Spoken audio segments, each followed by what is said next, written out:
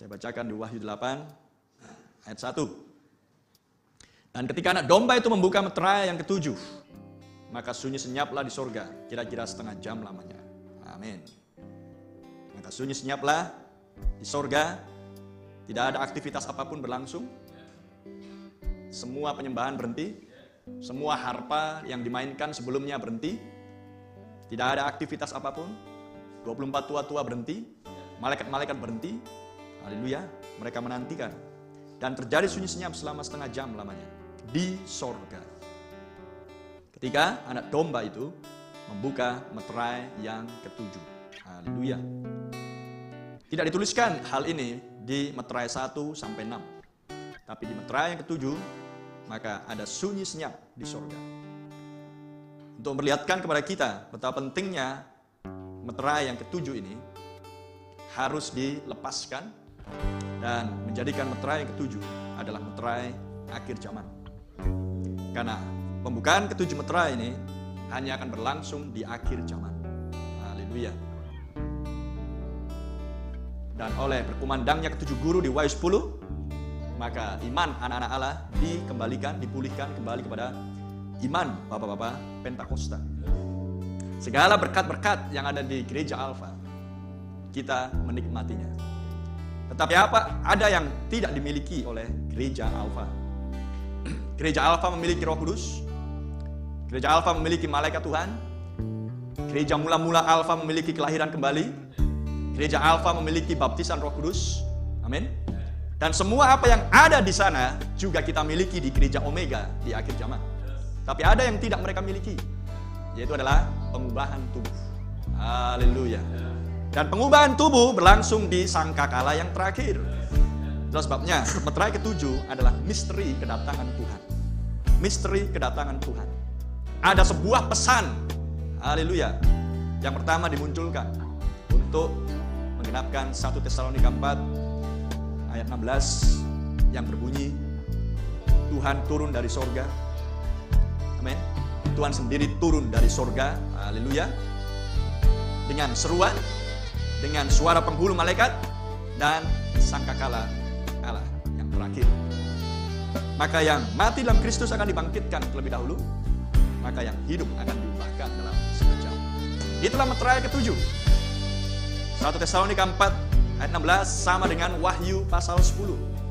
Karena di Wahyu 10 dikatakan, seorang malaikat lain yang kuat turun dari sorga. Siapa dia? Yesus Kristus sendiri. Tuhan sendiri yang turun dari sorga.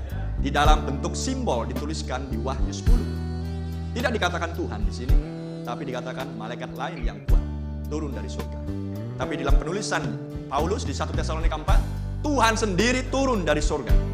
Amin. Dengan sebuah seruan, dan seruan adalah pesan itu sendiri. Pesan itulah yang akan menghimpunkan mempelai wanita di akhir zaman.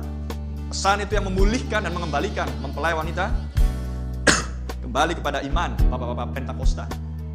Pesan itulah yang mengeluarkan mempelai wanita dari tradisi Pentakosta, karismatik, dari sistem dunia, atau yang disebut di Alkitab dikeluarkan dari Mesir, dikeluarkan dari Babel.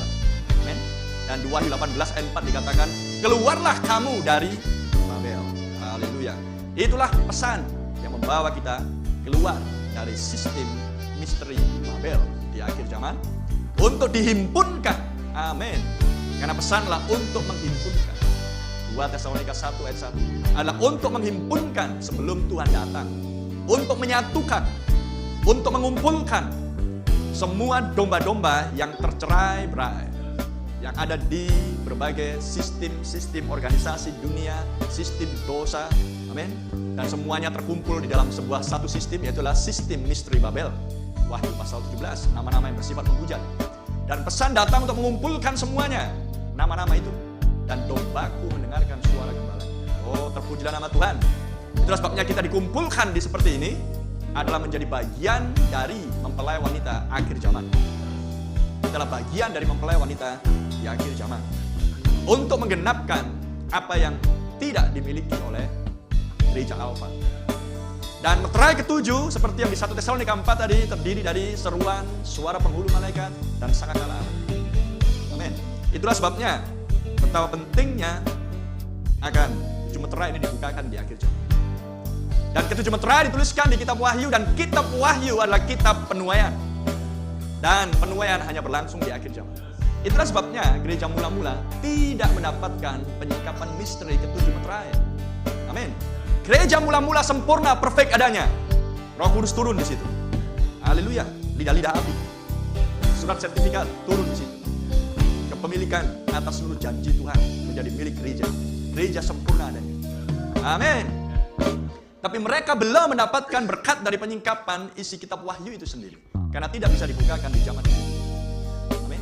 Tidak bisa dibukakan di zaman itu. Hanya bisa dibukakan di akhir zaman. Haleluya.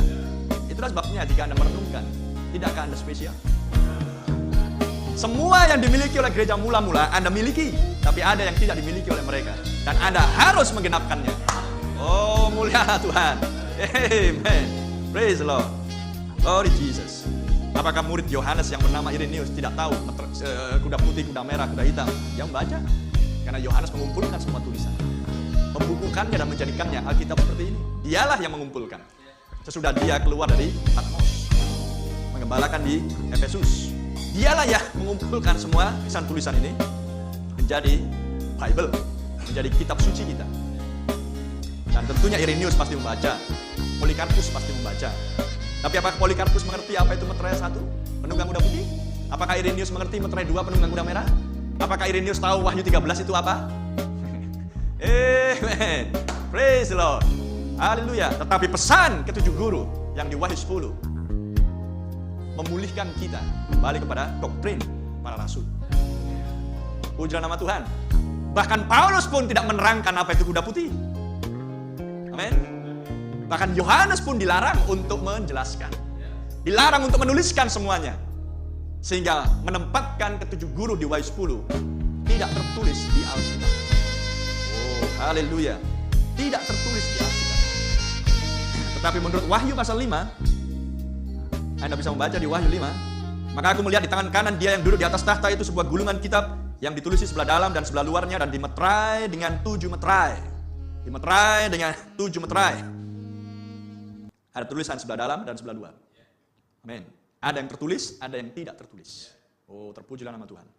Dan ketujuh guru adalah sebuah misteri yang tak tertulis di dalam firman ini. Di dalam Alkitab ini. Terpujilah nama Tuhan. Penebusan sepenuhnya.